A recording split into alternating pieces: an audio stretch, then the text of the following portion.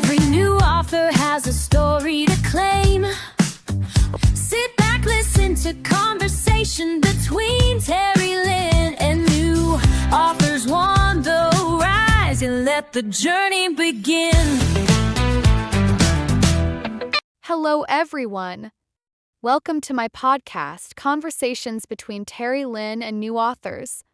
On this episode, I'm talking with my friend Nora Ho. She writes children's books about animals in Redwood Forest. She also writes in verse, which impresses me. Welcome, Nora. Thank you. What inspired you to write stories for children? Well, I basically am an introvert and I was extremely shy as a child. And throughout my college career, I forced myself to take speech classes to overcome speaking in public. It was agonizingly painful for both myself and my fellow classmates who ended up with me in their group. There were many times when they literally kept their fingers crossed and held their breath waiting for me to utter a single sentence before our time ran out. Writing was and still is an avenue for me to express myself without fear of intimidation. Not that it was just scary for me. And even to this day, it's very difficult for me to answer something or pop up and respond spontaneously.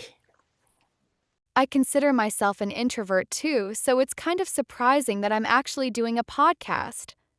Where did the idea for your first book come from? The idea for a place called home came from for my love for the outdoors and my love for learning about various inhabitants of the redwoods. And also, the black cat in that particular story is actually my son's kitty. I bet creatures in the redwoods are beautiful. Yes, indeed. And there are all types in the forest, and some are weird, like the banana slug, like aliens, because they have a hole on the side of their body for breathing. And it's just wonderful to be able to study these creatures. Did any real life kids or experiences influence your characters? I think it was just my insatiable appetite, you might say, for learning about interesting creatures that lived in the redwoods. We used to visit on the weekends as a way to de-stress and have time with family and friends. And so when we went off on these hikes, and if we were very quiet, we could find or see a lot of the creatures that lived in the redwoods. So I guess that would be my inspiration for writing about them. It just brings back warm memories. What age group do you write for, and why that age in particular? I write for the 5 to 8 year old age group, and I think it's because when I began my career in teaching, this was the age group I worked with the most. I found the children to be extremely excited about learning anything and everything. They are also the most impressionable at this age, and this is where I felt I could make the most difference in speaking to the topic of diversity and inclusion. When I started school, I can't say that it was the most fun experience because I didn't speak English, and so it was quite scary for me. So I think, and that's probably the reason why I would like to address the topic of diversity, because kids don't mean to be mean, but when they are curious about something, they don't know how to ask or they're not as respectful. Yeah, for example, to this day, we still hear that rhyme that goes, Ching Chong Chinaman, go back to where you came from.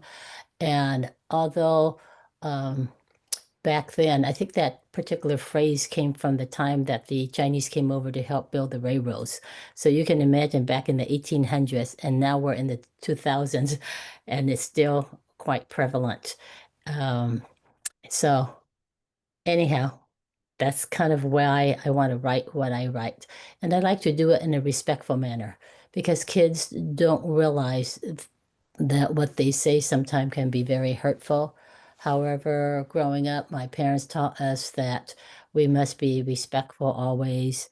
And when people are making fun, like the kids, they really don't understand. And when they haven't seen anybody or they haven't seen a Chinese or an African American or somebody with a disability, they're curious, but they don't know how to ask questions.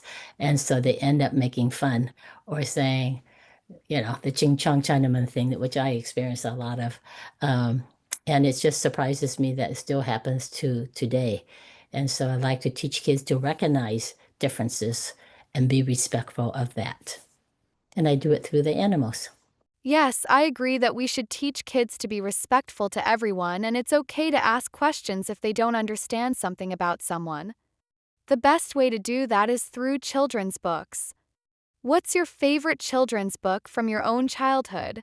Okay, I don't believe I had one favorite children's book from my childhood. Every book that was introduced, I fell in love with. And because I was a non-English speaker, even, I don't know, you're probably too young to remember, but there was a series put out by Scott Forsman called Fun with Dick and Jane. And it would say something like, see Dick run, see Jane run. And although it sounds boring perhaps to most, but I also love those books because that's how I learned my English. And with the repetition of the same words over and over, of course, then that helped me to learn reading. So every book was fun for me. I don't have a particular favorite one. I agree that we should teach kids to be respectful to everyone and that it's okay to ask questions if they don't understand something about someone. And the best way to do that is through children's books. So, we children's book authors need to keep on writing and people need to keep on reading to the kids in their lives. Thank you, Nora. I can imagine being a non English speaker in this country can't be easy, but you pushed through and created an awesome children's book. That's incredible and inspiring. Well, I have to say, Terry, you're inspiring for many of us, and I truly mean that. Um, you're the leader of the pack, and we're just inspired by what you do as well. And so kudos to you. Thank you, Nora. How was it like seeing your story come to life through illustrations? Well, when the illustrator finally completed all of the illustrations, it was a feeling of he did it. He completed all the pictures and it looks great. And so I'm still very, very proud of the illustrator. Didn't have an opportunity to tell him directly, but I am happy with the illustrations.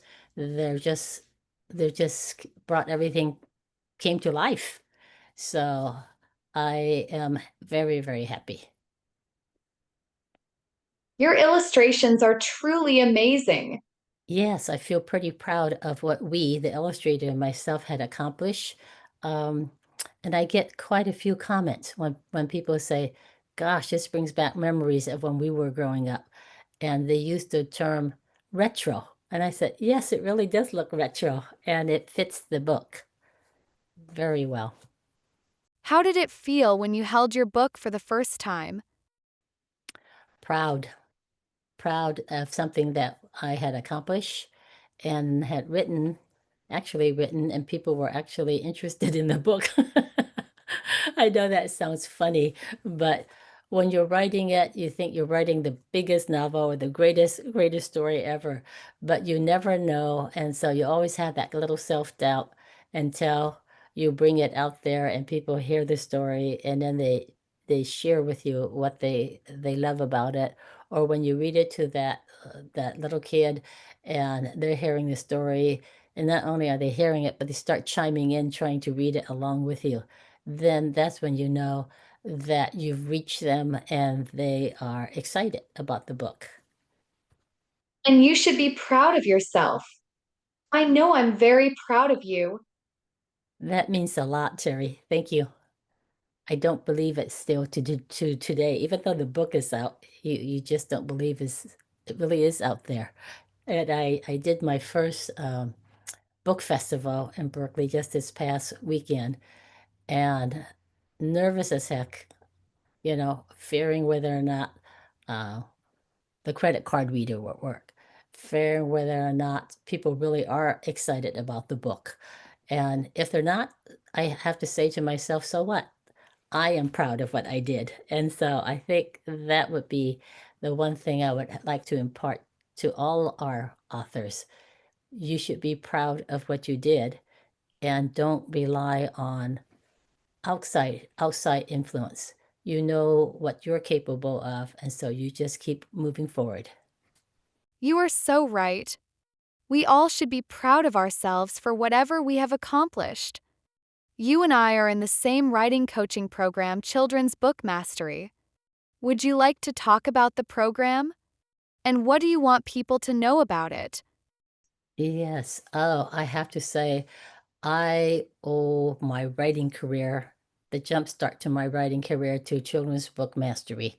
If you're just beginning your writing journey, Children's Book Mastery is a great place to begin. You will definitely receive a strong foundation towards the craft of writing and marketing. The CEO of that company, Karen Ferreira, has a gift in knowing what her coaches needs, and she tailors her training to their needs.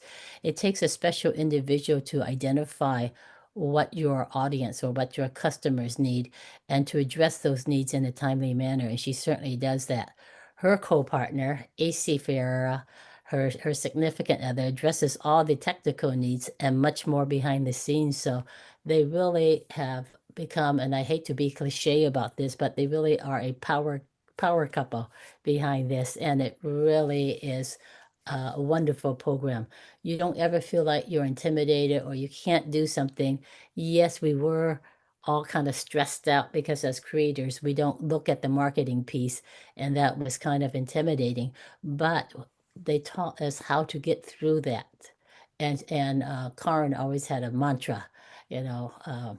And so we follow by the mantra, and I think that's what helped us to get through as well.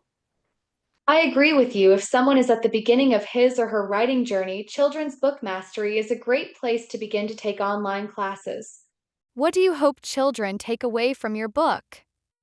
Well, I like them to understand about the creatures or inhabitants of the redwood forest and that their environment affects the habitat they're in. Um, and also, I'd like them to develop a love of reading while they're exploring the redwoods with this kitty and to develop that enjoyment and that imagination as they're going through the book, as they're reading the book. Thank you, Nora, for writing a fun story to teach children how an animal's habitat affects its home. Have you ever had a child's reaction to your book surprise or move you? Well, I guess people have remarked that A Place Called Home is retro, reminding them of the style of books they read as a child. And I thought, how interesting, because I never realized that. And when I looked through the book, I thought to myself, it is indeed like the books when I was growing up. And I didn't even realize that until they mentioned that. And I think it's because of the colors, the way the author, I mean, the illustrator approached the book.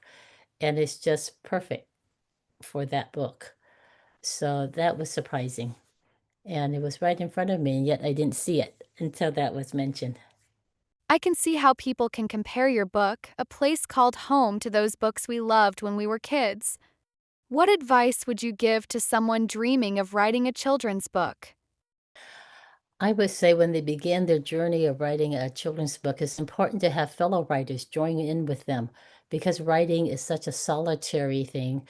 It is important to have a group that you can depend on for critiquing, whether it's critiquing or marketing or just bouncing those ideas off of. You find that you're not alone, that you can do it. And so I would say that it's most important to listen and learn from one another. Even when I was at the book festival, I didn't know the other authors or illustrators who were at the same venue, and yet everyone was really at each other's back, I guess, as you call it, and helping one another. I just about panicked when my card reader didn't work. And the person in the booth next to us who wrote about the paranormal and mysteries just stepped right in and said, "Hey, let me help you with that." And bam, he got the card reader to work, and I didn't have any other problems after that. But it's things like that. And so I would say have and be open about what you're looking for when you're going in for a critique. It takes a while before I think people are ready for their first critique because you're sort of is bearing your soul and is sharing what you've been working on for months. And um, because you are so close to your writing, you don't see where you can strengthen your story here or there. And so you need those critical ears to hear your story in order to help you move forward. I agree with you. Critique and support groups are very important to have when you write. I wouldn't be where I'm now without mine. Oh, ditto from all of us. What can we expect from you in the future, your upcoming books? Well, my hope is to complete a story for each of the animals in my book, and my goal is to complete one book each year.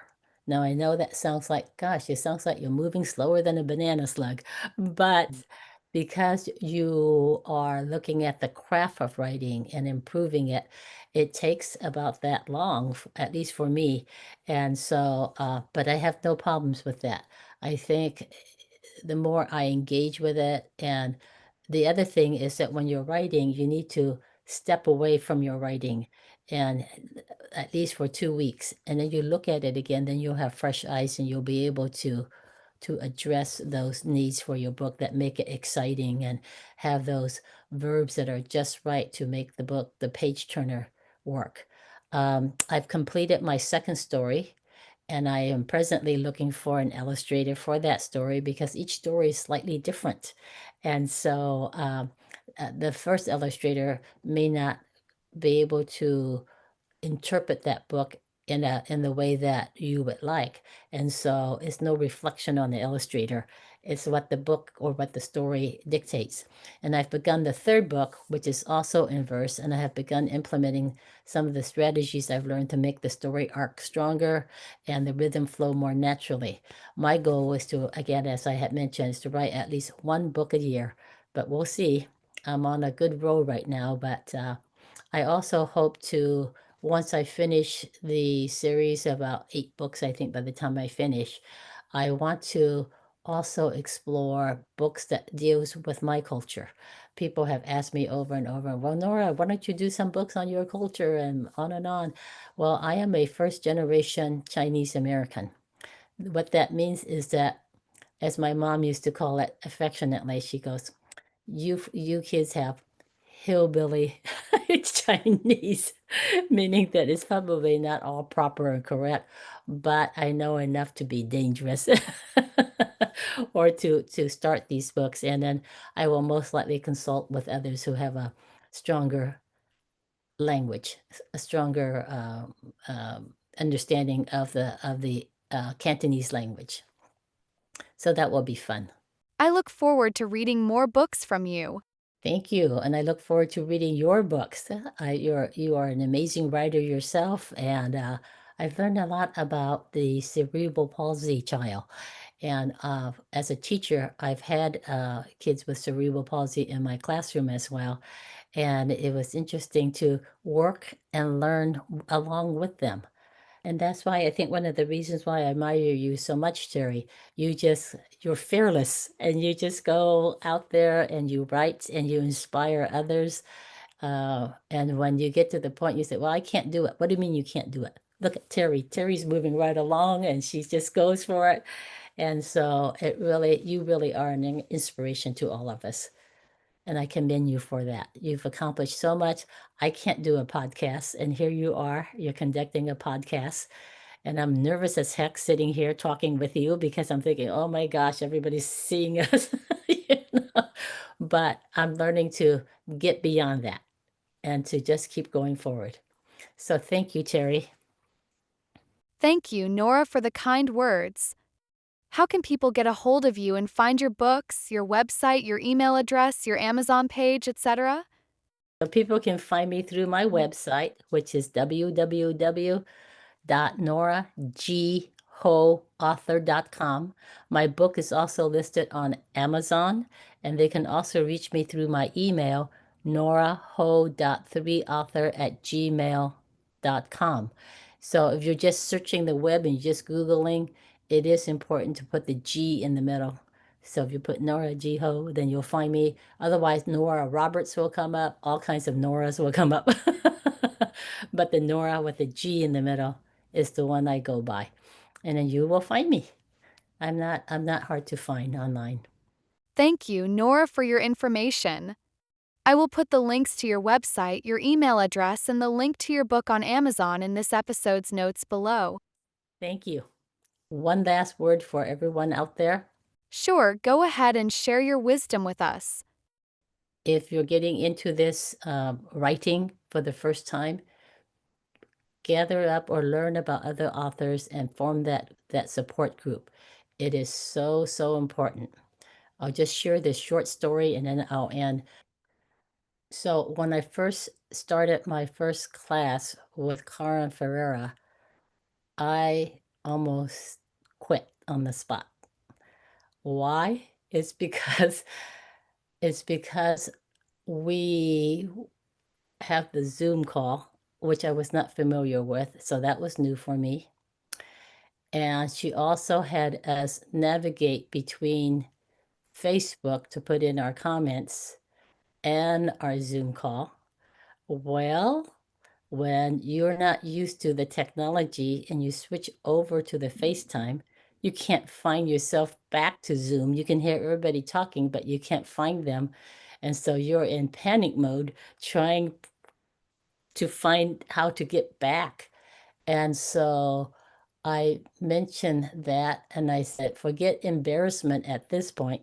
If you really want to learn, then you got to forge forward and you got to let people know what your needs are. And so Karen put out an all call. She said, is there anyone who can help Nora out?